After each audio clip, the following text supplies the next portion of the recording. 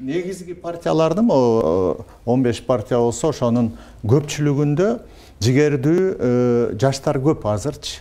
Эгерде ошолордо келип баягы калыпка салгандай мурунку системага баш ийип баягы мындай үйрөтүлгөндөй болуп кетпей өзүлөрүнүн ушуга чейин айтып келген же азыр айтып аткан сөзүнө туруп жигердүү бир топ пайда болсо өзгөрүү болушу мүмкүн. Бул азыр Эмилбек Саламатов айтып аткан бул столба гүлдейт дегендей эле, же бука туйт дегендей эле. Эмнеге? Ушул жаштар ушундай беспредел кылып аткан партиялар менен тизмеге кирип кайыл болуп кирди. Бул уже биз баарына кайылбыз деген сөз. Эми экинчиси. Мына азыр парламент жаңы келсе, мүнөзү мындай болот деп атат. Мына тизмеде урматтуу эл журт, тизменин алдында тургандар жаштардын баары шырма. Ал жакта золотой мандат деп 1 миллион 500 000 сом, 500 000 доллардан уже төлөп сатып алып койшкан, өздөрү аркада турушат. Ошолордун баардыгын шайлоодон кийин келип туруп алдыга сүрүп алат. Партиялардын жагдайы ошондой экен, Бакыт мырза.